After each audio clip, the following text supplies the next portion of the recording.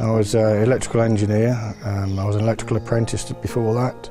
I ran my own contracting business.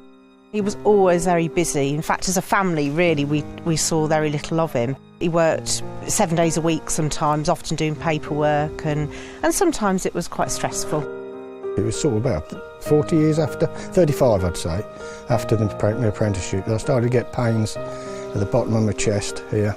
It spread then to my back and up my back and all around the front part of my chest here near your heart.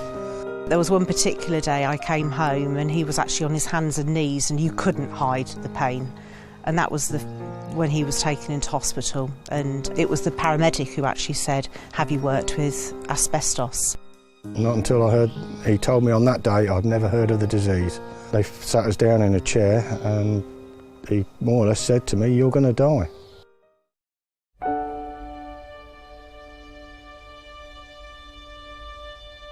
Three years ago, Simon Clark was diagnosed with mesothelioma. It's a cancer of the lining of the lung, caused when he breathed in asbestos fibres early in his career.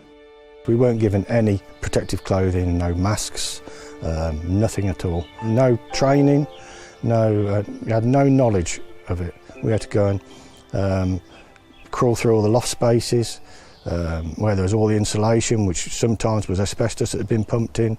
We had to go down all the service ducts that had asbestos-lagged pipes in them.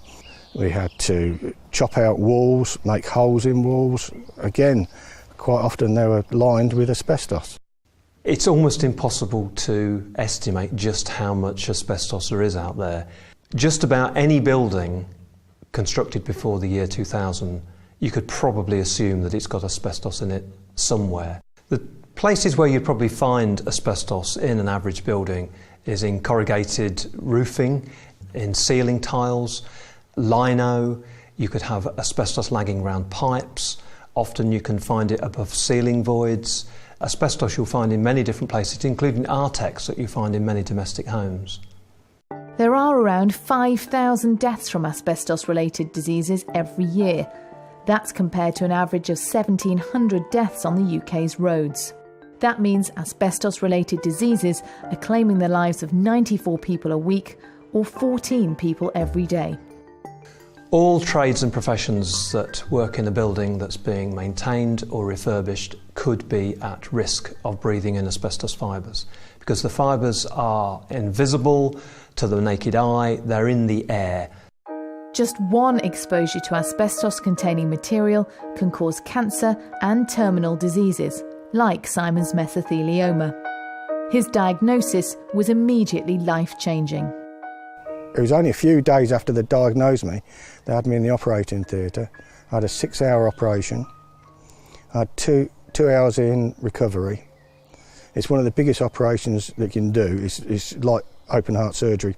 What they do is they cut you open, remove your lung, they then remove the lining of your lung, and then they scrape all the tumour off your lung. Because what happens with mesothelioma, it grows around the lung. So it's in between the lining of the lung and the lung. So that's why it's difficult to diagnose, because it's only it's not like in a mass. It's all the way around your lung. They then removed part of my diaphragm. They removed part of the lining of my heart, and also removed the tumour off the side of my esophagus. The most scariest thing, I think, was the fear of losing him. The thought of being alone and the children not having their dad. I can't even bend down and put my socks on very well without getting out of breath even now. That's because I've got no diaphragm. So when I bend down, I can't breathe. Trish, I'll tell you, not being able to breathe is horrible. It's horrible. I can't walk far. Obviously can't lift heavy things. I take the dog out every day. That's the only exercise I get, really. Is taking the dog out. I'll walk her probably 2 miles maximum. But that will take me 2 hours. So you can see how slow I'm having to walk and having to stop and gather my breath again. And I miss all my golf, cycling, that my wife used to do when we went in our caravanning. So I can't do any of that anymore. No cycling, no golf, no fooling around with your friends, You lose all that. Simon's focus is now on raising awareness of the dangers of asbestos. There is still a gung-ho attitude from workers as well that don't think it's going to happen to them. I'm the proof that it can happen to you, and it does happen, and it's happening to 5,000 of their colleagues every year. Currently in the UK, there are 3 main levels of asbestos-related information, instruction and training. Asbestos awareness, known as Category 1, is for persons liable to disturb asbestos-containing materials, ACMs, while carrying out their normal everyday work. This is likely to affect people across a range of professions, including, but not limited to, those listed below. Non-licensed work with asbestos, including notifiable non-licensed work, is known as Category 2 training and applies to all those whose work will require them to disturb ACMs, such as drilling holes in asbestos materials, including for sampling and analysis purposes, or removing asbestos-containing floor tiles. Finally, Category 3 training is for licensable asbestos work. For the average contractor and professional person employing people in the construction industry, to make sure that their staff, their workers are safe, there needs to be an awareness of asbestos. And depending on the type of activity they're carrying out, that may be properly done by giving asbestos awareness training. This doesn't equip them to remove it or to handle it, but at least to be aware of where they're likely to find it and what it looks like should they come to expose it. Once the risk has been identified, it can be transferred through contract to specialist contractors to make sure that the asbestos is then removed. But they would then be coming in and doing that in a professional way, having then been paid for their services. But the primary responsibility is that of the owner and operator of the building. So how should ACMs be managed once they've been identified?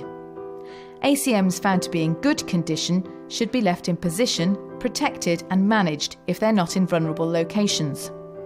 ACMs in a poor condition that cannot safely and easily be repaired, or those that are positioned in vulnerable locations which could easily be disturbed through work such as demolition or major refurbishment, should be removed.